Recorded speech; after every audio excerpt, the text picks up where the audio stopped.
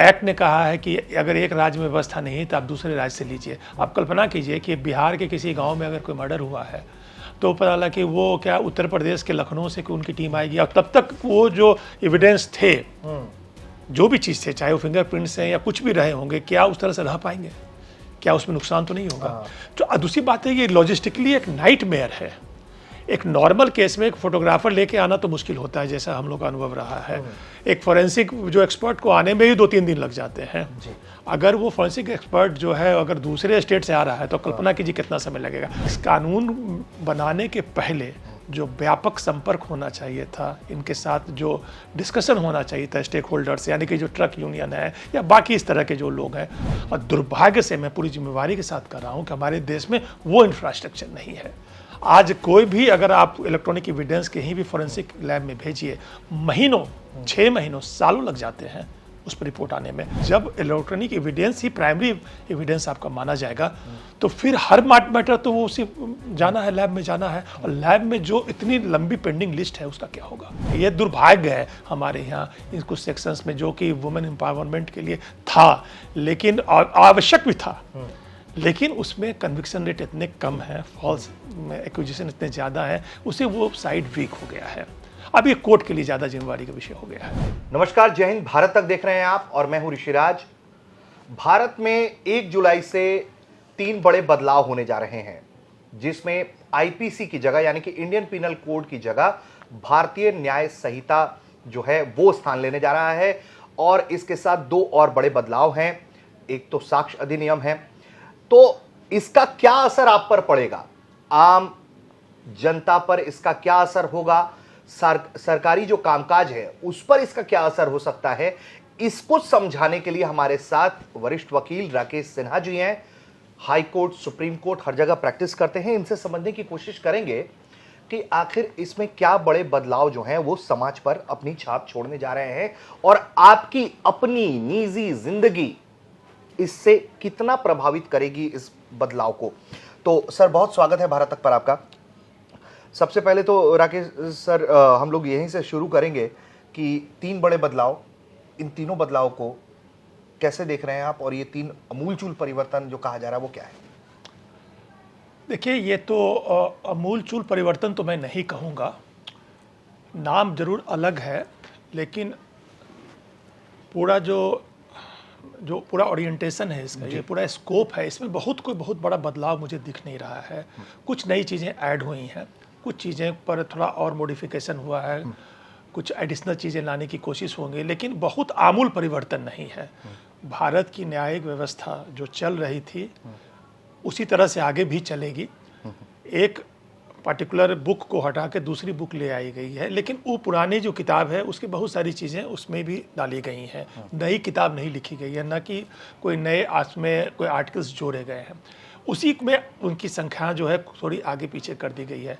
मैं आपके दर्शकों को ये बताना चाहूँगा कि एक्चुअली जो पुराना इंडियन पेनल कोड था उसमें 511 आर्टिकल थे, सेक्शन जिसको हम बोलते हैं। अभी की जो भारतीय न्याय संहिता है उसमें 358 है जी, तो कम हुए हैं। उसमें से इन्होंने नए 31 नए ऐड किए हैं, डिलीट किया है पुराना 19, और कुछ चीज़ें हैं जैसे जिसमें ऑफेंसेज में उन्होंने कुछ चेंज किया है कि कौन कौन सा ऑफेंसेज किस तरह से डिस्क्राइब होगा। पनिशमेंट 25 जगह उन्होंने चेंज किया है। इम्प्रिजनमेंट में भी कुछ 41 सेक्शंस हैं जहां उन्होंने सज़ा का प्रावधान थोड़ा ज़्यादा रखा है, कम रखा है। पेनल्टी 82 सेक्शंस में पेनल्टी बढ़ाए हैं। तो इसमें थोड़ा आप जो देखेंगे कि 511 आईपीसी की टोटल धाराएं थी, उसमें से 40, 28, 25 इन सब जगहों पर कुछ कुछ परिवर्तन दिखाए जा रहे हैं। कहीं पेनल्टी बढ़ा दी गई है, कहीं पर पनिशमेंट बढ़ाया गया है, कहीं पर ऑफेंसेस का डिस्क्रिप्शन चेंज हुआ है, कुछ नई धाराएं ऐड हुई हैं। लेकिन जो अपराध हैं हमारे, जो अपराधों का संज्ञान पुलिस लेती है, जिस पर कानूनी कार्रवाई होती है, वो करीब करीब वही है। कुछ नए अपराध उसमें जोड़े गए हैं जो कि स्वागत योग्य हैं, जैसे एसिड अटैक। एसिड अटैक जो पहले था वो एक ग्रीवस हर्ट के अंदर आता था। एसिड अटैक एक अलग सेपरेट ऑफेंस हो गया है जिसके लिए सज़ा का प्रावधान है, जिसमें 10 साल तक सज़ा हो सकती है। और भी कुछ चीज़ें हैं नई, जैसे मॉब लिंचिंग है। मॉब लिंचिंग पहले नहीं थी। मॉब लिंचिंग एक दूसरा आर्सनिंग और राइटिंग के अंदर कवर होता था, अब मॉब लिंचिंग लाई गई है। 2-3 चीज़ें नई लाई गई हैं जो कि स्वागत योग्य है, लेकिन जो पुराना जो स्कोप था वो करीब करीब वही है। कोई नया बहुत बड़ा बदलाव मैं नहीं देख पा रहा इसमें। तो सर अगर हम बात करें एक एक करके, अगर हम सवाल करें तो जब ये कानून आया जमीन पर, इसे जब संसद की पटल पर रखा गया और पास किया गया, तो उसमें जो सबसे पहला, अभी लागू होने हैं 1 जुलाई से, लेकिन उससे पहले जो एक कानून सस्पेंड हो गया वो हिट एंड रन का था। तो हिट एंड रन को लेकर जो प्रावधान लाए गए, धारा 106 कॉलम 2 जो कहा गया, जिसको लेकर बहुत आपत्ति थी लोगों की, तो उसका अब सॉल्यूशन क्या देखते हैं आप? किस तरह से इसको सॉल्व किया जाएगा? क्योंकि हिट एंड रन तो एक तरीके से हमने देखा है कि किस तरह से जो अभी चीज़ें प्रकाश में आ रही हैं कि बहुत उसका इलीगल यूज़ भी किया जा रहा है, और चूंकि इसको लेकर ट्रकर्स ने बहुत प्रोटेस्ट किया कि ये ऐसे तो फिर हर व्यक्ति जो है वो खूनी बन जाएगा, और तब तो इसका सॉल्यूशन किस तरह कैसे होता हुआ देख पा रहे हैं आप? देखिए, अभी 2 दिन पहले तमिलनाडु के चीफ मिनिस्टर स्टालिन ने एक चिट्ठी लिखी है अमित शाह जी को। उसमें उन्होंने कहा है कि ये तीनों एक्ट जो है अभी तत्काल नहीं लागू किए जाने चाहिए, जिसमें और डिस्कशन होना बाकी है। बहुत सारे स्टेक होल्डर्स हैं जिनसे कंसल्टेशन होना चाहिए। उन्होंने ये भी लिखा था अपने पत्र में कि ये जो मामला है कंकरेंट लिस्ट का है। तो कंकरेंट लिस्ट होने का मतलब ये है कि राज्यों से ज़्यादा इसमें कंसल्टेशन की आवश्यकता थी, उनसे विचार लेने की आवश्यकता थी, जो कि समयाभाव के कारण नहीं हो पाया है। और भी 2-3 बातें उन्होंने लिखी है कि जैसे इसका टाइटल संस्कृत में है, संविधान के आर्टिकल 348 के अंदर कोई भी लॉ जो है इंग्लिश में होना चाहिए। कुछ आपत्तियां उन्होंने दर्ज कराई है। उसमें एक आपत्ति सबसे महत्वपूर्ण ये है कि कंसल्टेशन ऑफ स्टेक होल्डर्स। अब आपने कहा कि हिट एंड रन वाली बात है। हिट एंड रन तो कोई भी कर सकता है, कार ड्राइवर भी कर सकता है, मोटरसाइकिल ड्राइवर भी कर सकता है, लेकिन इसमें मैक्सिमम जो मैसेज जो गया है वो अगेंस्ट ट्रक के हैं, क्योंकि वो लोग रफ ड्राइवर माने जाते हैं रोड पर, और जो मैक्सिमम केसेस जो होते हैं वो ट्रक ड्राइवर्स के अगेंस्ट है। तो इसके पहले कि ये लागू ये हुआ नहीं है। इस पर जो प्रेसिडेंट का जो सिग्नेचर हुआ है वो दिसंबर में है, और 6 महीना का समय दिया गया था। 6 महीना का समय 30 जून को पूरा होगा। 1 जुलाई से ये एक्ट लागू होना था। उसके पहले ही जो ट्रक यूनियन वाले हड़ताल पे चले गए थे, लागू नहीं हुआ था। हड़ताल पे चले गए थे, व्यापक हड़ताल हुआ था। बिल्कुल। और उस चूंकि वो चुनाव का समय था तो सरकार ने आनन फानन में उसको इमीडिएटली बोला कि इसको हम लागू नहीं करेंगे। सस्पेंड करने का मतलब ये है कि अब जो लागू होने जा रहा है, जितनी धाराएं जो लागू होंगी, जो भी नया बीएनएस जिसको बोलते हैं भारतीय न्याय संहिता में, उसमें ये धारा जिसको आपने कोट किया है, जो हिट एंड रन वाला, वो लागू नहीं किया जाएगा, ऐसा उन्होंने आश्वासन दिया है। तो ये तो एक पॉलिटिकल डिसीजन है, जो कि ट्रक यूनियन ने हड़ताल कर दी थी। लेकिन आवश्यकता ये है कि ये तो एक बहुत बड़ा मेलेडी तो है, इस सिस्टम में तो है इस तरह की, मतलब हिट एंड रन होता है, हमारे कानून सख्त नहीं है, इस कानून की आवश्यकता तो है। लेकिन इस कानून बनाने के पहले जो व्यापक संपर्क होना चाहिए था, इनके साथ जो डिस्कशन होना चाहिए था स्टेक होल्डर्स, यानी कि जो ट्रक यूनियन है या बाकी इस तरह के जो लोग हैं, वो शायद नहीं हुआ होगा। अगर ये ट्रक यूनियन के साथ अगर इन्होंने पहले डिस्कशन किया होता कि हिट एंड रन में ऐसा करना चाहते हैं, आपका क्या सुझाव है, अगर उनसे सुझाव मांगे होते तो शायद अभी इसको सस्पेंड करने की आवश्यकता नहीं होती। दिक्कत ये जो भी 3 एक्ट नहीं लागू हो रहे हैं, इसमें दिक्कत यही है कि इसमें वाइडर कंसल्टेशन नहीं हुआ है। अभी जैसे इन्होंने आपत्ति की है, अब धीरे धीरे जब और भी वर्ग है वो आपत्ति करेगा, अलग अलग एसोसिएशन है, वर्ग है, उस पर आपत्ति करेगा। अब इसका अंत क्या है? इसका अंत यही है कि इसमें संशोधन होना चाहिए और उनको ऑन बोर्ड लेना पड़ेगा ट्रक यूनियन को, क्योंकि ये आपके लिए नहीं है। देयर आर केयरलेस ड्राइवर्स जो कि मतलब एसयूवी भी चलाते हैं, बिल्कुल, वो भी चलाते हैं, मोटरसाइकिल वाले हैं, कार वाले भी हैं। Why you are taking it upon yourself? आप अकेले तो नहीं है। तो एक वाइडर कंसल्टेशन की आवश्यकता है, उसके बाद आप उसको जैसे चाहे कर सकते हो। तो सर अब मैं इसमें जो कानून लागू हो रहे जा रहे हैं 1 जुलाई से, तो उस पर कुछ मेरे अपने रिसर्च जितनी मेरी समझ है उसके हिसाब से मैंने सवाल फ्रेम किए हैं। तो एक जो मुख्य बदलाव हो रहा है इस बार, वो हो रहा है डॉक्यूमेंट के तौर पर इलेक्ट्रॉनिक और डिजिटल रिकॉर्ड जो है वो शामिल किए जाएंगे। तो इसका असर क्या हो सकता है, और इसका आज के दौर में जिस तरह से हम देख पा रहे हैं कि किस तरीके से चीजें फेक क्रिएट कर ली जा रही हैं आर्टिफिशियल इंटेलिजेंस से, तो उसको कैसे पहचाना जाएगा, उसको कैसे क्रैकडाउन किया जाएगा, और इसको शामिल करने का क्या असर होगा और क्या फायदा नुकसान होगा? देखिए, इसकी आवश्यकता तो थी, क्योंकि आजकल जो सारा कुछ जो फ्रॉड हो रहा है या बहुत सारे अपराध हो रहे हैं, उसमें कहीं न कहीं से इलेक्ट्रॉनिक मीडिया उसमें शामिल होता है, चाहे वो फ़ोन की रिकॉर्डिंग हो या सर्वर हो या ईमेल हो या कोई भी तरह का, मतलब इलेक्ट्रॉनिक मीडिया हर तरह से अपराध के होने के समय में वो एक साक्ष्य के रूप में उपलब्ध है।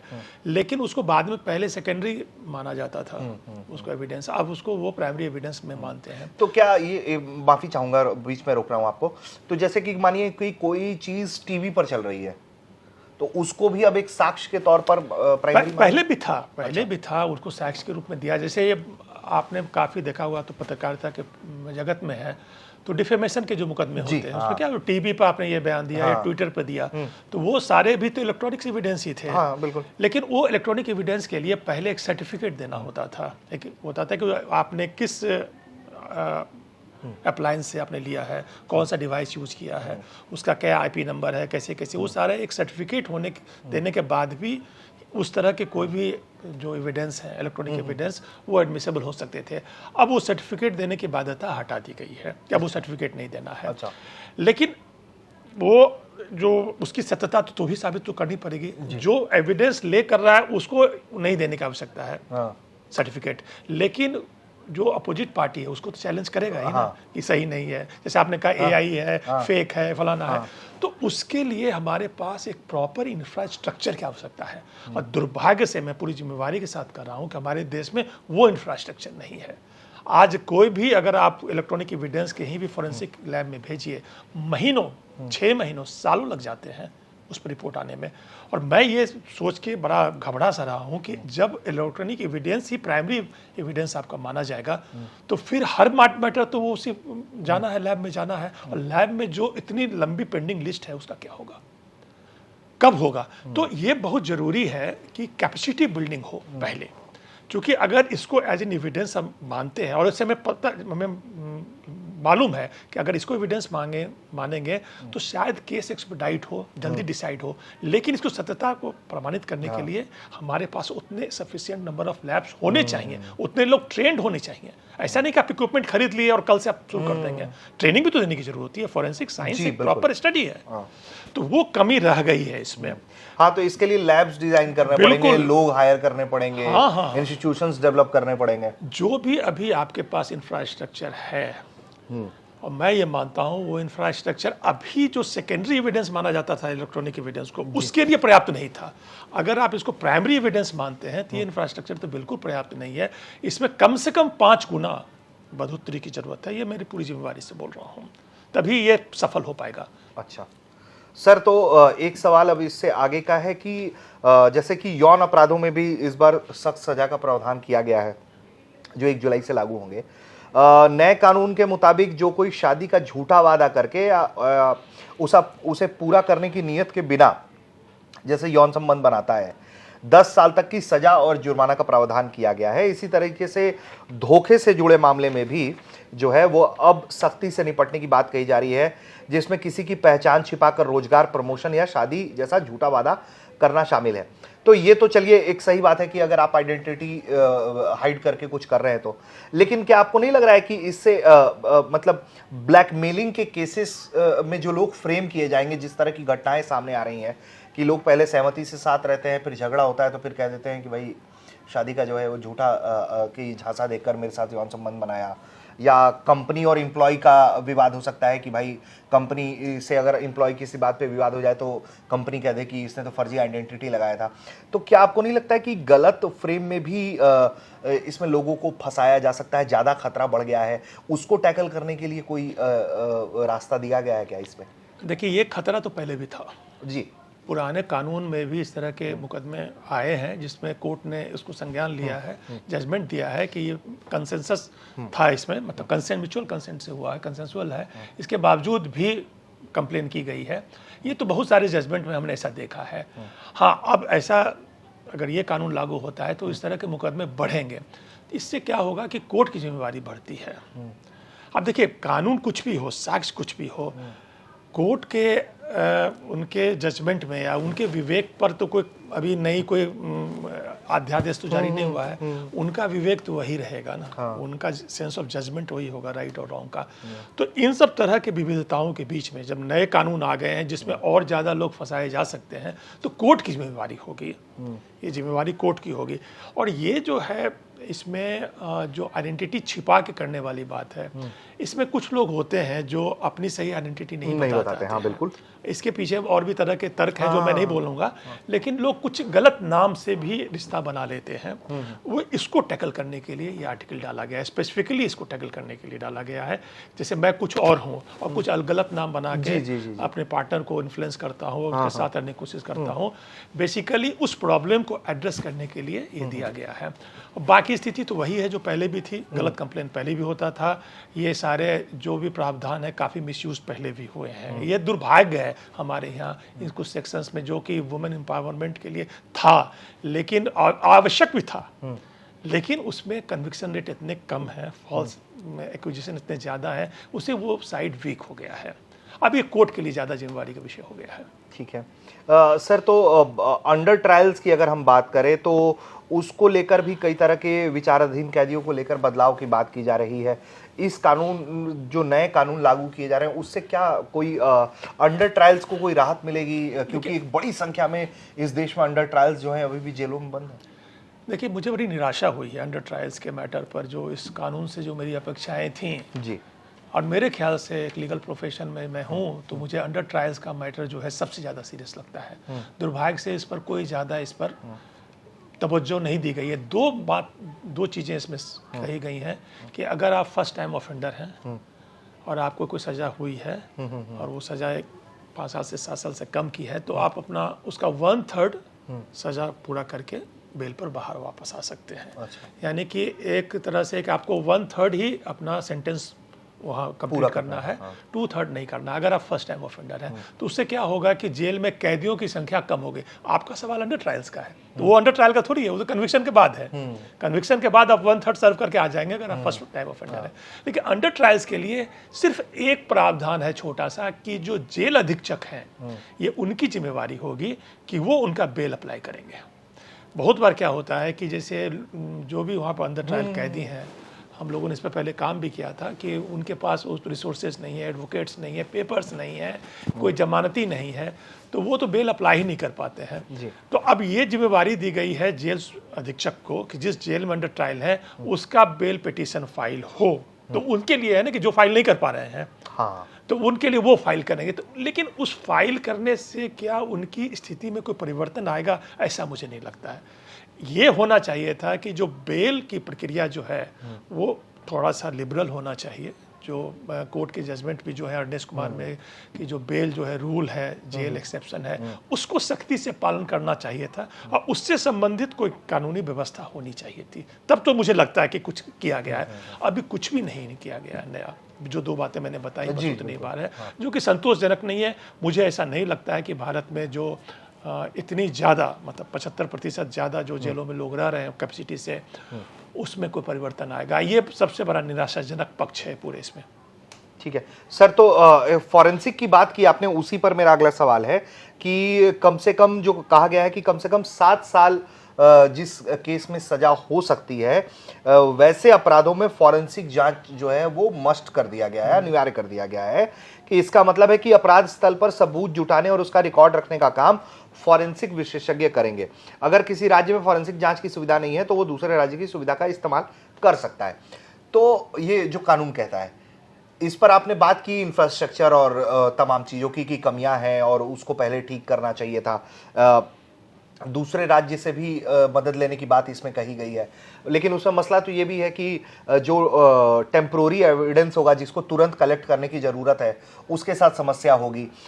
लेकिन इसमें एक जो बड़ा मूल समस्या या फायदा ये हो सकता है कि क्या अब किसी और को फ्रेम करना मुश्किल होगा, जो कई बार किसी घटना में जो बहुत इन्फ्लुएंशियल व्यक्ति है, हमने देखा है कि वो अपनी जगह किसी और को सामने खड़ा कर देता है कि हाँ मैं नहीं, ये था, और वो सामने से कबूल कर लेता है, तो क्या फॉरेंसिक्स इन्वॉल्व जब होगा तो वैसे लोगों का बचना मुश्किल होगा क्या?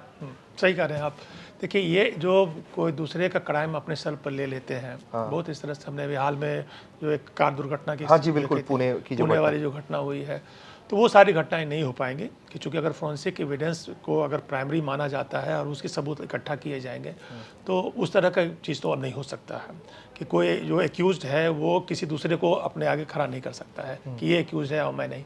लेकिन मैंने जो कहा कि सवाल घूम फिर के फिर वहीं आता है कि भाई हमारे पास क्या उतनी व्यवस्था है। एक्ट ने कहा है कि अगर एक राज्य में व्यवस्था नहीं है तो आप दूसरे राज्य से लीजिए। आप कल्पना कीजिए कि बिहार के किसी गांव में अगर कोई मर्डर हुआ है तो पता लगा कि वो क्या उत्तर प्रदेश के लखनऊ से उनकी टीम आएगी और तब तक वो जो एविडेंस थे, जो भी चीज़ थे, चाहे वो फिंगरप्रिंट्स हैं या कुछ भी रहे होंगे, क्या उस तरह से रह पाएंगे? क्या उसमें नुकसान तो नहीं होगा? तो दूसरी बात है, ये लॉजिस्टिकली एक नाइटमेयर है। एक नॉर्मल केस में एक फोटोग्राफर लेके आना तो मुश्किल होता है, जैसा हम लोग का अनुभव रहा है। एक फोरेंसिक जो एक्सपर्ट को आने में ही 2-3 दिन लग जाते हैं जी। अगर वो फोरेंसिक एक्सपर्ट जो है अगर दूसरे स्टेट से आ रहा है तो कल्पना कीजिए कितना समय लगेगा। और जबकि ये मैंडेटरी हो गया है कि उस तमाम ऑफेंस जिसकी सजा 7 साल से कम है उसमें ये एविडेंसेस चाहिए, तो ये इसको प्रैक्टिस में लाना, इसको ऑपरेशनल करना एक बहुत बड़ा चैलेंज। टेक्निकली देखा जाए तो कम से कम आपको मतलब कि आइडियल सिचुएशन तो ये होगा कि आपको हर थाने से एक फॉरेंसिक अटैच करना चाहिए, आइडियल सिचुएशन। लेकिन कम से कम जो सिचुएशन होनी चाहिए वो ये होनी चाहिए कि कम से कम आपके जिले में ऐसी व्यवस्था हो कि वो टीम मूव करती रहे लगातार। देखिए, एक बहुत मेजर जो प्रॉब्लम रहा है जो भारत के पुलिस व्यवस्था में, उसमें क्या है कि जो पुलिसिंग और इन्वेस्टिगेशन जो है वो एक ही एजेंसी के पास है, पुलिस के पास है। बहुत लॉ कमीशन की रिपोर्ट्स भी ऐसी आई थी जिसमें कहा गया था कि इन्वेस्टिगेशन जो है पुलिस से अलग रखना चाहिए। तो इस बात पर ये तमाम जो अभी एक्ट्स जो बने हैं इसमें कहीं चर्चा भी नहीं है, जो कि सबसे बड़ा जो बैलेंस जो है यही है पूरे सिस्टम में। क्योंकि एक पुलिस के पास लॉ एंड ऑर्डर का इशू है, लेकिन वो अगर उसको इन्वेस्टिगेशन करना है तो पहले पास उसके पास ना कोई इस तरह की ट्रेनिंग है, ना उसके पास कोई इंफ्रास्ट्रक्चर है। अब जब इन्वेस्टिगेशन में फॉरेंसिक भी जुड़ गया है तो एक सिपाही है जो दिन में पता चला कि वो बंदोबस्त ड्यूटी कर रहा है, शाम को फॉरेंसिक एक्सपर्ट तो नहीं बन जाएगा अगर कहीं मर्डर हुआ है तो उसके लिए आपको ऑल टुगेदर एक नई टीम बनानी पड़ेगी। एक प्रोसिक्यूशन का एक नया डिपार्टमेंट, इन्वेस्टिगेशन का एक नया डिपार्टमेंट होना चाहिए। एक लॉ कमीशन की रिपोर्ट में कहा गया था जो अभी पिछली में कि एक आप सुपरिटेंडेंट ऑफ पुलिस बनाइए जो सिर्फ प्रोसिक्यूशन और इन्वेस्टिगेशन करे। वो इन्वेस्टिगेशन उसको लॉ एंड ऑर्डर से कुछ नहीं करना चाहिए। पुलिस का बहुत सारा काम है जो आउटसोर्स किया जा सकता है, आप इसमें भी आप आउटसोर्स कर सकते हैं। अब जैसे पुलिस का एक ये भी काम है कि तारीख में हाजिर करवाना, क्यों तारीख में हाजिर करने की आवश्यकता है, उससे पुलिस का कितना बड़ा मैन पावर और टाइम वेस्ट होता है। तो आप इस तरह की व्यवस्था भी तो कर सकते हैं कि जेल से ही आप किसी को आप वर्चुअली अपीयर करा दीजिए, उसके बारे में कोई चर्चा नहीं है। तो ये जो कोर इश्यूज हैं, जो बेसिक प्रॉब्लम्स हैं in administration of criminal justice, उसको एड्रेस नहीं किया गया है। कुछ चीज़ें लाई गई हैं, कुछ नए ऑफेंस को डिफाइन कर दिया गया। बियॉन्ड दैट जो हम लोग एक्सपेक्ट करते थे कि ओवरऑल जो सुधार की जरूरत है और जो सुधार की आवश्यकता महसूस की जा रही थी वो अभी तक नहीं हुई है। जी, तो सर ये जो भारतीय साक्ष्य अधिनियम का जो चीज़ जो लागू हो रही हैं, जो कि जो 3 अमूलचूल परिवर्तन हैं, पहला तो आपका आईपीसी के जगह भारतीय न्याय संहिता आ रहा है, दूसरा जो आपका सीआरपीसी के जगह पर है वो आपका भारतीय साक्ष्य अधिनियम आ रहा है, और इसी तरीके से फिर भारतीय नागरिक सुरक्षा संहिता, भारतीय नागरिक सुरक्षा संहिता है वो सीआरपीसी है, और इसके अलावा साक्ष्य अधिनियम एविडेंस एक्ट हो गया। जी बिल्कुल, और वो भारतीय साक्ष्य अधिनियम हो जाएगा वो। तो मेरा इसमें एक मूल सवाल ये है जो मैं देख पा रहा हूं कि सीआरपीसी राज्य सरकारों को 10 लाख से अधिक आबादी वाले किसी भी शहर में या कस्बे को महानगर क्षेत्र घोषित करने का अधिकार देता है, जिसमें मेट्रोपॉलिटन मजिस्ट्रेट की स्थापना होती है। नया विधेयक इस प्रावधान को हटा देता है। इसका क्या नुकसान या फायदा देखते हैं? देखिए, वो जो पावर है कि वो 10 लाख से ज़्यादा आबादी वाले क्षेत्र को वो कमिश्नरेट बना सकते हैं, वो तो रहेगा, उसमें परिवर्तन नहीं हुआ। लेकिन उससे एक ऑटोमेटिक एक नोमेनक्लेचर में चेंज हो जाता था। अच्छा। कोर्ट में अब जैसे जो जज हैं वो मेट्रोपॉलिटन मजिस्ट्रेट होते हैं या सीजीएम होते हैं। जी जी जी हाँ। तो जो नोमेनक्लेचर जो है हाँ। जुडिशरी में वो कॉमन रहेगा, चाहे वो एक मेट्रोपॉलिटन एरिया हो या वो कमिश्नरेट हो पुलिस का, या एक साधारण सा डिस्ट्रिक्ट हो। इसमें हायरार्की को क्लियर बनाने के लिए, कंफ्यूजन ना हो, तो वो जजेस के जो नोमेनक्लेचर हैं वही रहेंगे जो डिस्ट्रिक्ट में रहते हैं। अच्छा, इससे बहुत बड़ा परिवर्तन होने वाला नहीं है, सिर्फ नोमेनक्लेचर की बात है। क्योंकि पुलिस उसमें कमिश्नरेट जो बनाने से पुलिस को कुछ पावर्स आ जाते हैं एक्स्ट्रा सीआरपीसी में, तो वो पावर में कोई छेड़छाड़ नहीं की गई है। इनफैक्ट पुलिस का हर जगह ये ज़्यादा से ज़्यादा उनका प्रयास होता है पुलिस डिपार्टमेंट का कि मैक्सिमम पुलिस कमिश्नरेट बने ताकि उनको और भी ज़्यादा पावर आए। अच्छा। कुछ पावर जो कि सिविल एडमिनिस्ट्रेशन के पास नॉर्मल डिस्ट्रिक्ट में होता है, जैसे कर्फ्यू लगाने का फॉर इंस्टेंस 144 का, तो वो पुलिस के पास आ जाती है अगर वो कमिश्नरेट है तो जाहिर है कि वो पुलिस प्रीफर करती है कमिश्नरेट बनाना। तो अच्छी बात है, पहले कम थे अब तो काफ़ी संख्या में हो गई, लेकिन वहाँ पर जजेस के जो नोमेनक्लेचर है उनकी जो पहचान है वही रहेगी जो कि एक ऑर्डिनरी डिस्ट्रिक्ट में रहती है। अच्छा सर, तो एक अहम बदलाव इसमें हम देख रहे हैं कि जैसे लिखी हुई स्वीकृति को भी सबूत माना जाएगा। देखिए ये बहुत डिबेटेबल मैटर है। आप जो कह रहे हैं कि यानी कि पुलिस के सामने अगर आपने कोई बयान दिया है तो उसको सबूत माना जाएगा।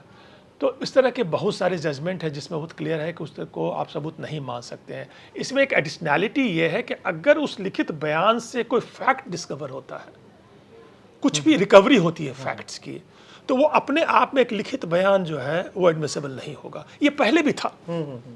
जो ये अलग बात है कि वो लिखित बयान को लोग साइन कुछ लोग करवाते थे, कुछ लोग नहीं भी करवाते। मैंने उस तरह की इंक्वायरीज देखी। सीबीआई आपका बयान लेगी, टाइप करके आपको भेज देगी, आपका सिग्नेचर नहीं लेती है।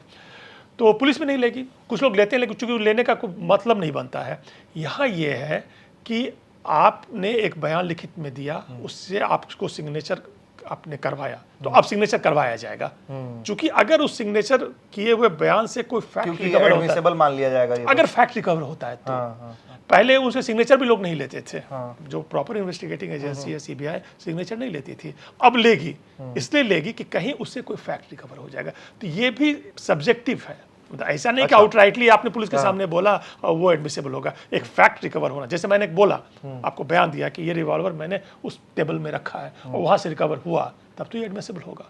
लेकिन खाली मैंने बोल दिया कि मैंने ऐसे किया और रिकवर नहीं हुआ, तब नहीं होगा। ये जजेस को देखना है ये चीज। तो एक इसी पर एक इंटरेस्टिंग सवाल ये भी है सर कि कई बार केसेस में पुलिस फ्रेम कर रही होती है लोगों को, जैसा कि आप भी चूंकि प्रैक्टिस करते हैं तो आप देखते होंगे कई बार ऐसे मसले आते हैं।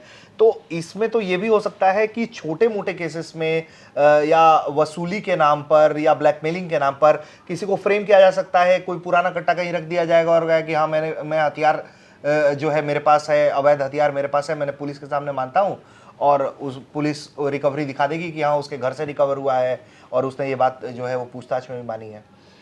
देखिए कोई भी कानून हो, चाहे वो संविधान क्यों नहीं हो, डॉक्टर अंबेडकर ने भी कहा था कि संविधान उतना ही अच्छा होगा जितना संविधान को लागू करने वाले लोग होंगे। कोई भी क्रिमिनल लॉ उतना ही अच्छा होगा जितना उस लॉ को ऑपरेट करने वाले जैसे होंगे। हमारे यहाँ क्रिमिनल लॉ जो है ऑपरेशन उसका स्टार्ट होता है पुलिस से, थाना से। जी जी। तो लॉ आप कितना भी अच्छा बना लीजिए, अगर पुलिस उसका दुरुपयोग करना चाहे तो वो कर सकती है। ऐसी व्यवस्था है हमारे यहाँ, वो प्रोटेक्शन है हमारे पास। तो इसके लिए हम कानून को नहीं दोष दे सकते। वो जो उसको ऑपरेट कर रहा है उसकी इंटीग्रिटी पर उसका मसला है। जैसे मैं एक एग्जांपल देता हूँ कि जैसे कुछ लोग बोलते हैं कि आपने ऐसा कानून बना दिया इस कारण से ये है। जैसे एक हवलदार है या एक पुलिस इंस्पेक्टर है, उसका ऑथराइजेशन है कि वो एक रिवॉल्वर लेके चलेगा। तो जिस व्यक्ति ने अगर वो ऑथराइजेशन दिया है कि उसको रिवॉल्वर लेके चलना है, उसने ये थोड़ी उम्मीद किया था कि हर बात पर रिवॉल्वर निकाल के गोली चला देंगे या वो इनकाउंटर करेंगे। तो वो उसका दुरुपयोग है। कानून का दुरुपयोग तो अगर पुलिस ईमानदार नहीं है तो कर सकती है। उसके लिए कानून में एक अलग व्यवस्था होनी चाहिए जो कि इंडिविजुअल लायबिलिटी होनी चाहिए, जैसे अमेरिका जैसी कंट्रीज में है इंडिविजुअल लायबिलिटी है। यहाँ इंडिविजुअल लायबिलिटी क्रिमिनल नहीं बनती है, सिविल है। लॉ ऑफ टॉर्ट से आपको रिकवरी कर सकते हैं, वो भी लाख में कोई एक केस हो सकता है, लेकिन पुलिस के अगेंस्ट कोई लायबिलिटी नहीं बनती है इंडिया में। तो पुलिस तो हमेशा दुरुपयोग कर सकती है, उन पर डिपार्टमेंटल एक्शन चल सकता है। डिपार्टमेंट कभी कभी सजा भी होती है, ये बात अलग है, लेकिन उन पर कोई इंडिपेंडेंट इंक्वायरी आप तो कर नहीं सकते, क्योंकि पुलिस ने अगर कुछ गलत किया है तो उसका भी इंक्वायरी दूसरा पुलिस वाला ही कर रहा डिपार्टमेंटल है। तो ये कानून की प्रॉब्लम नहीं है, ये पुलिस की इंटीग्रिटी की प्रॉब्लम है। अगर एक अच्छा पुलिसमैन होगा तो इस कानून का सही इस्तेमाल करेगा, एक अच्छा अगर वो गलत पुलिसमैन है तो कितना भी अच्छा कानून हो उसका दुरुपयोग तो कर लेगा। जहां तक फंसाने वाली बात है तो फंसाएगा, चाहे कानून कुछ भी रहे। हाँ। तो सर ये पुलिस पर ही बात हो रही है तो एक सवाल ले लेता हूं, बाद में लेने वाला था वैसे तो, कि पुलिस को यकीनन उनका मोरल नहीं तोड़ा जाना चाहिए, क्योंकि वो बहुत अंडर प्रेशर जॉब परफॉर्म कर रहे होते हैं, उनके साथ कई मूल समस्याएं हैं, वो बिल्कुल उसको रेखांकित करते हुए भी। लेकिन आपको नहीं लगता है कि नए कानूनों में थोड़ा बहुत स्थान पुलिस पर भी एक कम से कम दबाव का थोड़ा बहुत जगह देना चाहिए था, जिसमें पुलिस की जवाबदारी तय की जा सके, अदालतों का पक्ष? क्या आप इस कानून में के जो नई कानून लागू हो रही हैं उसमें पुलिस को मजबूत होता हुआ और अदालत को कमजोर होता हुआ भी देख रहे हैं क्या? देखिए, अदालत तो खैर कमजोर नहीं हो रही है, हाँ पुलिस थोड़ा मजबूत दिखती है। जो इसके बारे में सबसे ज़्यादा क्रिटिक है वो यही है, लोग इसी कारण से इसकी आलोचना भी करते हैं। जैसे आपने शायद डिस्कशन में पहले बताया था, जैसे पुलिस पहले 15 दिनों का रिमांड ले सकती थी मैक्सिमम, जो पुराने सीआरपीसी में था। उस पर आऊंगा मैं। अब वो बढ़ा दिया गया है, 60 डेज टू 90 डेज हुआ। तो इससे लोग ये समझते हैं कि पुलिस के पास आपने ज़्यादा डिस्क्रेशन दे दिया है कि उतना दिन तक डिमांड कर सकती है। लेकिन फिर भी डिमांड वो 60 दिन का करे या 90 दिन का करे, ये अधिकार तो न्यायालय के पास है कि उसके डिमांड को एग्री करे या ना करे। पुलिस को दिया गया, अब यहाँ पर न्यायालय की जिम्मेवारी बनती है। अब एक दो और भी जगह पुलिसों या प्रोसिक्यूशन पर ज़्यादा भरोसा दिखाया गया है कि प्रोसिक्यूशन में ये जैसे सुप्रिटेंडेंट ऑफ पुलिस है वो डिसाइड करेगा कि उस पर टेररिज्म की धारा लगाई जाएगी, यूपीए की धारा लगाई जाएगी, वो सब उनके पास ये डिसीजन लेने की मतलब वो प्रेरोगेटिव दिया गया है। अब वो डिसीजन सही है नहीं है इसके बगैर ये अदालत के पर आ जाता है। तो अदालत कमजोर नहीं हुई है, लेकिन अदालत पर ये थोड़ा ज्यादा दबाव रहेगा, क्योंकि पुलिस की शक्तियां बढ़ती हुई दिख रही हैं। तो अदालत पर ये दबाव रहेगा कि उसको नियंत्रण में रखे जी और लोगों को न्याय मिले। ज्यादा जवाबदेही जो है अदालत की बन गई है, अदालत की बन गई है। सर आतंकवाद की के लिए जो इस बार काम हुआ है वो ये हुआ है कि पहले सेपरेट था, उसको भारतीय न्याय संहिता में के तहत पेश किया गया है। और जैसे इसमें बहुत जो कुछ अच्छे कदम उठाए गए हैं वो ये है कि आर्थिक सुरक्षा को खतरा भी अब आतंकवादी गतिविधि के अंतर्गत आएगा। तस्करी या नकली नोटों का उत्पादन करके वित्तीय स्थिरता को नुकसान पहुंचाना भी आतंकवादी अधिनियम के अंतर्गत आएगा। और यह भी कहा गया है कि विदेश में संपत्ति को नष्ट करना जो भारत में रक्षा या किसी सरकारी उद्देश्य के लिए थी, ये भी एक आतंकवादी गतिविधि है। और इसके साथ भारत में सरकारों को कुछ भी करने पर मजबूर करने के लिए किसी व्यक्ति को हिरासत में लेना या अपहरण करना भी एक आतंकवादी गतिविधि होगा। तो ये जो एक कुछ चीजें ऐड ऑन की गई हैं जिस तरीके से, इसको कैसे देख रहे हैं? ये सही कदम है? इस पर इसी तरीके से क्रैकडाउन करना चाहिए था टेरर चार्जेस पर? देखिए, इसमें कुछ भी गलत नहीं दिख रहा है प्राइमा फेसी, और पहले भी जो यूएपीए कानून में जो प्रावधान था इससे मिलते जुलते ही थे। कुछ नई चीज़ें इन्होंने ऐड कर दी, जैसे आपने फेक करेंसी की बात की है, या जो इकोनॉमिक ऑफेंस को भी टेररिज्म में डाला गया था। पहले वो दूसरे एक्ट में कवर होता था, पीएमएलए में कवर होता था। तो एक चीज़ और भी मैंने नोटिस किया है कि बहुत सारे एक्ट्स के साथ इसका ओवरलैप है। जैसे मोटर व्हीकल एक्ट के साथ इसका ओवरलैप है, यूएपीए के साथ ओवरलैप है, पीएमएलए के साथ ओवरलैप है, जो ऐसा आपने अभी देखा। तो ओवरलैपिंग है, तो कुछ चीज़ें इन्होंने इंक्लूड की है जो कि मैं मानता हूं कि गुड फेथ में इंक्लूड की है।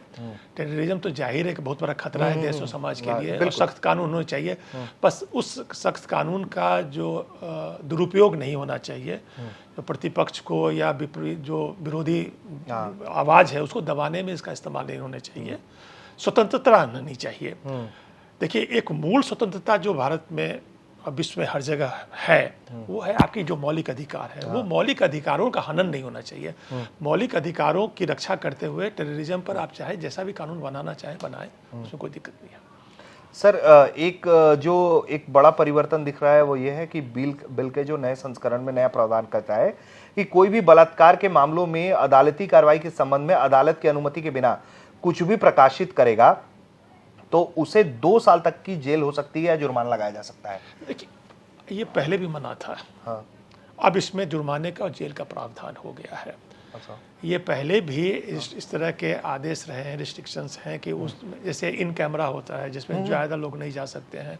ये सारी चीज़ें हमने देखी हैं, बहुत बार देखी हैं कि उसमें जो विक्टिम है, जो एक्यूज्ड है, उनके लॉयर के अलावा बाकी लोगों का प्रवेश नहीं होता है। ऐसे अगर कोई भी कोर्ट में अगर ट्रायल होता है तो आप देखेंगे कि सारे लोग, पूरी जमात आ जाती है, सारे एडवोकेट्स आ जाते हैं।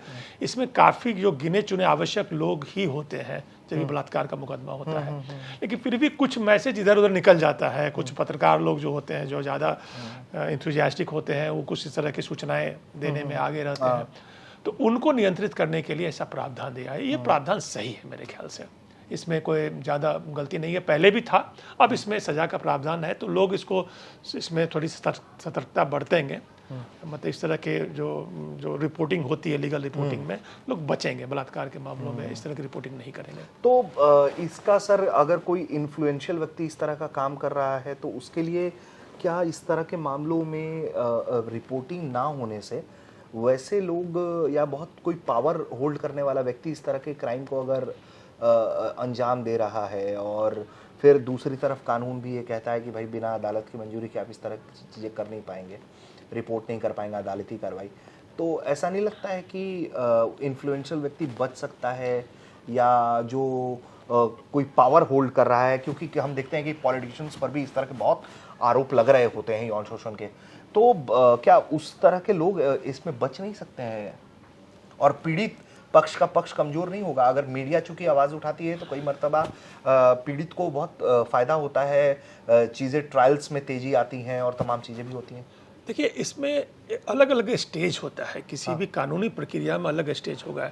मीडिया को इस तरह के न्यूज़ प्रकाशित करने से रोका गया है जब मामला अदालत में आ गया है, जब उसका कॉग्निजेंस ले लिया गया है, जब अदालती कार्रवाई नहीं करना है। लेकिन अगर कोई शिकायत होती है तो वो तो मीडिया में चलेगी। यानी कि मीडिया का अपना रोल है। किसी भी कोई भी पीड़िता है, उसका संघर्ष है, वो कंप्लेन करना चाहती है, तो मीडिया तो उसको उठा के लेके जाएगी, उसको पुलिस थाने तक वो मैटर जाएगा, पुलिस थाने में एफआईआर रजिस्टर कराने तक मीडिया है। जब एफआईआर रजिस्टर हो जाती है, इन्वेस्टिगेशन हो जाता है, तो चार्जशीट चली जाती है, तो उसके बाद उसकी रिपोर्टिंग नहीं। यानी कि जैसे अब क्या सवाल पूछे गए, मतलब प्रोसिक्यूशन ने क्या सवाल पूछा, डिफेंस ने क्या पूछा, वो सब नहीं करना है। लेकिन मीडिया को कहीं भी किसी पीड़िता की आवाज़ उठाने से रोका नहीं गया है उस स्टेज तक, जब तक मामला अदालत में चला ना जाए और उसमें संज्ञान ना ले लिया जाए। मीडिया तो कर सकती, तब तक तो कर सकती है। ठीक है। तो सर, ये आपने पुलिस वाले पर टिप्पणी तो कर दी, लेकिन ये आपको लगता है ये 90 दिनों तक पुलिस में हिरासत रखना, मतलब इससे जो मैं सबसे ज़्यादा डैमेज देख रहा हूँ ये है कि या तो पुलिस की किसी के साथ रंजिश रहेगी तो इसका इस्तेमाल बहुत होगा, या पॉलिटिकली इसका बहुत मिसयूज हो सकता है। 90 दिनों तक हिरासत का जो मामला है, वो आप कह रहे हैं कि ठीक है, कोर्ट की जिम्मेदारी ज़्यादा है कि वो उसको क्रॉस चेक करे और वेरीफाई करे, लेकिन ये 90 दिनों तक रखने का मतलब क्या तर्क है सरकार की तरफ से, या क्या पक्ष है इसका? देखिए, मैं इसके बिल्कुल पक्ष में नहीं, स्पष्ट है। 15 दिन ही मुझे ज़्यादा लगता था कि 15 दिन जो पुराने सीआरपीसी में पुलिस रिमांड की जो व्यवस्था थी वही ज़्यादा लगता है। और अगर कोई बात अगर आप 15 दिनों में नहीं निकालवा पाए तो फिर तो उसमें कुछ कहने का बचा भी नहीं है। और दूसरी बात है कि कॉन्स्टिट्यूशनल प्रोटेक्शन भी होता है जो आर्टिकल 22(3) में है कॉन्स्टिट्यूशन के, कि आप किसी को सेल्फ इंक्रिमिनेटिंग एविडेंस देने के लिए नहीं कर सकते। 90 दिन तक आप क्या करेंगे? आप उसको टॉर्चर करेंगे, आप उसको परेशान करेंगे, हरास करेंगे कि आप अपने खिलाफ बयान दो, जो आपका कॉन्स्टिट्यूशनल राइट है कि आप अपने खिलाफ बयान नहीं देंगे, आपको नहीं देना है, पुलिस का काम है। अगर पुलिस 15 दिनों के अपने रिमांड में अगर कोई जानकारी इकट्ठा नहीं कर पाती है तो फिर 90 दिनों में क्या इकट्ठा कर पाएगी? कोई फर्क नहीं पड़ता। 15 दिन अपने आप में काफ़ी है। और उसके बाद भी तो व्यक्ति जुडिशियल रिमांड में है, तो अब जाओ वहाँ जाकर पूछो। भाई, जुडिशियल रिमांड में होते हुए, यानी कि जेल में रहते हुए भी क्या इन्वेस्टिगेटिंग एजेंसी को ये कोई रोक रहा है? वो वहाँ भी जाके उसे पूछताछ तो कर ही सकते हैं। पुलिस रिमांड में रखने के क्या जरूरत है? मैं बिल्कुल इससे पक्ष में नहीं हूँ कि 15 दिन से ज़्यादा ही होना चाहिए। ये गलत है, आउटराइटली मैं इसको गलत मानता हूँ। अब एक मूल सवाल जो है वो एक हमारे साथी हैं यश, उन्होंने एक सवाल भेजा था, वो भी मैं पूछ लेता हूँ। उनका सवाल ये था कि पुलिस जो है कई बार हर मसलों में आजकल वीडियो रिकॉर्डिंग कर रही होती है, और फिर हम ज़्यादातर मामलों में देखते हैं कि वो वीडियो जो है वो पोस्ट कर दिया जाता है, आइडेंटिटी कई बार रिवील हो जाती है।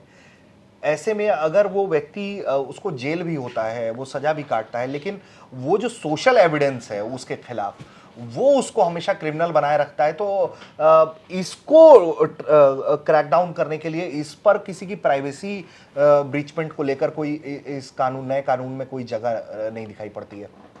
ये रिस्ट्रिक्शंस जो हैं, ये कंस्ट्रेंट तो पुलिस पर होना चाहिए कि अगर पुलिस कोई वीडियो रिकॉर्डिंग कर रही है तो वो सिर्फ उसको कोर्ट के सामने ही प्रस्तुत करे साक्ष्य के रूप में, उसको मीडिया को ना दे। अब पुलिस और इन्वेस्टिगेटिंग एजेंसी जो है अगर सिस्टमेटिकली कोई भी एविडेंस जो उनको मिलता है वो मीडिया में देती है तो जाहिर है कि जो उसका रिप्यूटेशन इफेक्टेड होगा, भले वो आगे जाके एक्विट क्यों ना हो जाए, कोई भी एक्यूज हो। तो वीडियोग्राफी करना आवश्यक है, चूंकि वीडियोग्राफी करना आवश्यक है, मैं मानता हूँ। लेकिन मैं ये भी मानता हूँ कि उस वीडियोग्राफी को सिर्फ कोर्ट में ही दिखाना चाहिए। उसका सोशल मीडिया पर डालने का कौन सोशल मीडिया पर डालेगा? अगर पुलिस के ही लोगों ने वीडियोग्राफी की है। नहीं, कई बार तो पुलिस भी पोस्ट कर देती है कि जैसे कि इन्हें गिरफ्तार किया गया, इस आरोप में वांछित थे, और उनकी तस्वीरें पुलिस जारी करती है कि ये 4 कट्टे के साथ ये पकड़े गए हैं, उनकी तस्वीरें जारी हो जाती हैं। तो आपको लगता है कि ये सही है इस तरह का सोशल मीडिया पोस्टिंग? ये मतलब कि हर व्यक्ति की प्राइवेसी होती है, उसे फिर आजीवन सुधरने का क्या मौका मिल पाएगा? इस तरह की चीज़ों पर क्या थॉट है आपका? देखिए, ये बहुत ही मैं बोलूँगा कि ड्यू प्रोसेस ऑफ लॉ वाली बात है। हमारे यहाँ वैसा कोई ड्यू प्रोसेस ऑफ लॉ नहीं है, और कोई इस तरह से रिप्यूटेशन डैमेज होने का कोई इसमें लॉ ऑफ टॉट नहीं है कि आप उसका कंपनसेशन मांग सकते हैं। पुलिस की एक अपनी प्रक्रिया है कि वो अपनी सफलता दिखाएगी। अगर उसने कुछ आर्म्स रिकवरी की है या 4 उन्होंने पकड़वार को पकड़ा है या डकैत को पकड़ेगा, उसके ज़्यादा फोटो खिंचाएंगे, मीडिया में देंगे, वो तो करेंगे ही करेंगे। उसके अपने दोनों पहलू हैं, उनका अपना भी पक्ष है कि उनको भी दिखाना है। इसलिए भी दिखाना जरूरी है कि वो समाज में वो एक विश्वास लॉ इन्फोर्समेंट एजेंसी काम कर रही है, विश्वास पैदा करना पड़ता है, वो भी एक आवश्यकता है। ठीक है, कल हो के वो व्यक्ति अगर एक्यूज था और मान लीजिए कन्विक्ट हो गया, तब तो खैर वो कंप्लेन नहीं कर सकता क्योंकि उसने किया है। अगर वो वहाँ से एक्यूट हो जाता है, उसके बाद भी वो चीज़ें रहती हैं, तो वो तो लोगों के समझने वाली बात है ना कि भाई देखो, पुलिस ने ऐसा बताया था लेकिन वो फ्रेम्ड था, लेकिन फाइनली तो एक्यूट हो गया। लेकिन पुलिस को अपनी ये सारी रिकवरी या जिसने उन्होंने पकड़ा है मीडिया में दिखाना आवश्यक है, वो समाज में विश्वास दिलाने के लिए होता है। जैसे आपने देखेगा कभी कोई दंगे होते हैं तो फ्लैग मार्च होता है। आर्मी फ्लैग मार्च करती है, पुलिस फ्लैग मार्च करती है। क्यों करती है? एक आम जनता के मन में विश्वास दिलाने के लिए कि लॉ इन्फोर्समेंट एजेंसीज हैं यहाँ पे। तो पूरी तरह से हम पुलिस का हाथ भी तो नहीं बांध सकते ना। तो वो तो चलता है, चलेगा। ठीक है। तो सर, एक सवाल ये जो आपसे बातचीत के दौरान ही निकल कर आया कि जो बच्चे लॉ की पढ़ाई कर रहे हैं, चूंकि अब 1 जुलाई से नई चीजें लागू हो जाएंगी, तो जो बच्चे फर्स्ट ईयर सेकेंड ईयर के बच्चे होंगे और पढ़ाई कर रहे होंगे, उनके सामने इस तरह की जो चुनौती खड़ी हो गई है, उसको क्या टैकल डाउन करने के लिए लॉ यूनिवर्सिटीज कुछ कर रही हैं, सरकार कुछ कर रही है? क्या कोई रोड मैप तैयार किया गया है, कोई मास्टर प्लान तैयार किया गया है? नहीं, मुझे नहीं लगता है कि ऐसा कुछ किया गया, क्योंकि भारत में बहुत ज़्यादा लॉ कॉलेजेस हैं, उतनी यूनिवर्सिटीज़ हैं। उनको किस तरह से ऑन बोर्ड लिया गया था कि किस तरह से सिलेबस को चेंज करेंगे? सिलेबस तो चेंज होना है, बिल्कुल चेंज होना है। अब इसमें दिक्कत ये हो रही है कि अगर कोई फर्स्ट ईयर में उसने आधा आईपीसी पढ़ लिया है और बाकी उसको सेकंड ईयर में पढ़ना, तब सेकंड ईयर में आईपीसी अब बंद हो गया, अब यहाँ पर बीएनएस आ गया है, तो उस स्थिति में क्या होगा? अब उसके एग्जाम्स कैसे होंगे? तो ये प्रॉब्लम तो बहुत सीरियस है, और यूनिवर्सिटी उसका क्या सॉल्यूशन निकालेगी मुझे समझ में नहीं आ रहा है। मुझे लगता है कि इसके लिए थोड़ा समय देना चाहिए था। ये मेरी व्यक्तिगत राय है कि जब तक एक पर्टिकुलर कोर्स पूरा ना हो जाए, इसको 2-3 साल का समय इसके लिए आवश्यक था, ताकि यूनिवर्सिटी जो है वो अपना एक थ्रेशोल्ड बनाए कि इस तारीख के बाद से नया बीएनएस पढ़ाई जाएगा, तब तक आप आईपीसी पढ़ेंगे या एविडेंस एक्ट पढ़ेंगे। क्योंकि उस अपने नए जो सिलेबस के लिए जो उनको तैयारियां करनी थी, चाहे वो पढ़ाई के लिए हो या बुक्स हो या क्वेश्चन पेपर्स हो या बाकी इवेल्युएशन के लिए, तो उसकी तैयारियां तो हुई नहीं है। इवन जो लॉयर्स हैं उनके लिए भी बहुत बड़ी प्रॉब्लम है। जैसे हम लोगों को भी नहीं पता है कि क्या होगा 1 जुलाई के बाद। वो क्या हुआ है कि अब सारी किताबें पढ़नी है, अब सारे आर्टिकल्स रटने हैं, नंबर रटने हैं। जैसे मैंने बताया कि 302 दफ़ा 302 पहले मर्डर होता है, इस बार वो चेन स्नैचिंग हो गया है। तो मतलब बहुत बड़ा अंतर है। तो ये सीखने में भी समय लगेगा। तो सरकार थोड़ी जल्दीबाजी तो कर रही है कि इसको थोड़ा और समय देना चाहिए था कि ताकि लोग अच्छी तरह से इसके लिए, एक तो एविडेंस वाला मैटर है, उसके लिए इंफ्रास्ट्रक्चर बनाए, जो यूनिवर्सिटीज़ हैं वो अपना करिकुलम चेंज कर लें, वो ज़रूरी था, और एडवोकेट्स को भी थोड़ा ट्रेनिंग का टाइम चाहिए था। अब ये लागू हो रहा है, अब लागू होने के बाद जो विपत्तियां आएंगी फिर उसमें चर्चा होगी, तब सरकार अच्छा, तो सर एक इसी बातचीत के आधार पर एक और सवाल आ गया मन में। सवाल ये है कि एक व्यक्ति गिरफ्तार हुआ जून के महीने में और फिर उसकी चार्जशीट लिखी जाने लगी उसी महीने में गिरफ्तारी के बाद, और अब उसका ट्रायल्स 1 जुलाई से होने हैं। 1 जुलाई की बात, occurrence, date of occurrence, time of occurrence. तो उसमें जो धाराएं हैं वो कैसे, टाइम ऑफ ऑकरेंस में जो इन्फोर्स था। अच्छा अच्छा, पूरी कार्रवाई जो मतलब लंबित अभी सारे मामले हैं वो उसी में ही चलेगी। जो 1 जुलाई से जो 1 जुलाई, देखिए रात को 12 बजे के बाद से जो अपराध होंगे वो ये BNS में है, वो नए कानून के तहत लिखे अगर वो रात के 11 बजे तक भी कोई अपराध हो रहा है, 30 जून के रात के 11 बजे भी अगर कोई अपराध होता है, तो उस वक्त कौन सा कानून इन्फोर्स था? उस वक्त IPC थी। फिर वो IPC यही पुरानी IPC, वही पुरानी एविडेंस एक्ट, वही पुरानी CRPC रहेगी, इसमें कोई कंफ्यूजन नहीं है। रात के 12 बजे से वो शुरू हो रहा है। तो अगर कोई अपराध हुआ है, समझिए 30 तारीख की रात को 6 बजे, और FIR लिखी जा रही है, जाहिर है सुबह लिखी जा रही है, कुछ हो रही है, तो FIR उसी ही लिखी जाएगी। जो टाइम ऑफ ऑकरेंस इसमें इंपॉर्टेंट है। ठीक है, इम्पोर्टेंट। अच्छा, एक आखिरी सवाल सर, इस बहुत चूंकि बातचीत हमने कर ली है, एक आखिरी सवाल मेरा इससे जुड़ा हुआ है, आम व्यक्ति उसके जीवन में क्या प्रभाव, उसको क्या करना चाहिए, ये जो चीजें बदल रही हैं उसको अपने अवेयरनेस के लिए क्या करना चाहिए? देखिए, भारत में जो लीगल लिटरेसी कम है, जब आप किसी विपत्ति में पढ़ते हैं तभी आप जानते हैं कि आपको करना था, नहीं करना है, कि इग्नोरेंस भी बहुत ज़्यादा है, और लोगों को थाने और कचहरी से डर लगता है, मतलब होता नहीं, कचहरी के चक्कर लगाने पड़ेंगे, थाने के चक्कर लगाने पड़ेंगे, तो लीगल लिटरेसी की कमी है। तो ये जरूरी है कि ये करिकुलम जो है ये स्कूल से शुरू होना चाहिए। स्कूलों में जो है, जो बेसिक लॉज हैं, जो एक सिटीजन को जो पालन करने हैं, जैसे आपके डे टू डे लाइफ में जो आप इनकाउंटर करते हैं, चाहे वो ट्रैफिक रूल हो या बाकी चीज़ें हो, इन्वायरमेंट से रिलेटेड है और कोई चीज़ें हैं, तो ये हमारे एजुकेशन सिस्टम में इंक्लूडेड होना चाहिए कि लोगों में एक लीगल अवेयरनेस हो जाए, ताकि वो चीज़ें समझें। अब सडनली आप बड़ा होते हैं और उसके बाद आपको पता लगता है कि ये चीज़ें नहीं होनी थी और आपने कर दी। तो लीगल अवेयरनेस जो है as a part of curriculum, वो स्कूल इससे शुरू होनी चाहिए, लोगों को समझ में आ जाए। चूँकि आज के समय में बहुत सारे अपराध जो हैं वो जुवेनाइल बोर्ड भी देख रही है, इसमें जुवेनाइल बोर्ड की व्यवस्था है, वो सारी चीज़ें भी हैं, तो बच्चे भी अपराध कर लेते हैं। तो इसका मतलब यह है कि उनको बहुत सारे ज्ञान, आजकल बच्चा उतना ज़्यादा मतलब रिमोटली तो रह नहीं रहा है, उसको एक्सेस है वो दुनिया से थ्रू इंटरनेट, तो बहुत कुछ जानता है, तो बहुत सारी चीज़ें देखता है, उससे प्रभावित होता है, उससे अपराध भी कर बैठता है। इसलिए उसके लिए आवश्यक है कि उसको अर्ली एज से ही क्या गलत है, क्या सही है, क्या कानून सम्मत है, क्या कानून सम्मत नहीं है, ये उसको बताना जाना चाहिए। ये आवश्यक है, ये मेरे ख्याल से चैलेंज है एजुकेशन सिस्टम के लिए कि लोगों को अवेयर बनाया जाए। ठीक है, तो आप सुन रहे थे राकेश सिन्हा जी को, जिनसे हम समझ रहे थे कि जो 3 बड़े बदलाव हो रहे हैं और उसके अंदर के जो कानून हैं, जो प्रावधान किए जा रहे हैं, उसका समाज पर कितना असर हो सकता है, कितना फायदेमंद है, और कहाँ जो है उसको और बेहतर करने की आवश्यकता दिखाई पड़ रही है, कम से कम अभी के मुकाबले, और आगे भी इसका क्या असर पड़ सकता है आने वाले दिनों में उस पर, और जिम्मेदारी किसकी ज़्यादा होने जा रही है, किसको ज़्यादा ताकत मिला है, इसकी हम विवेचना कर रहे थे। तो राकेश जी, आपने वक्त दिया, बहुत बहुत शुक्रिया आपका, और आप देख रहे थे भारत तक। उम्मीद करते हैं कि आपको ये बातचीत पसंद आई होगी।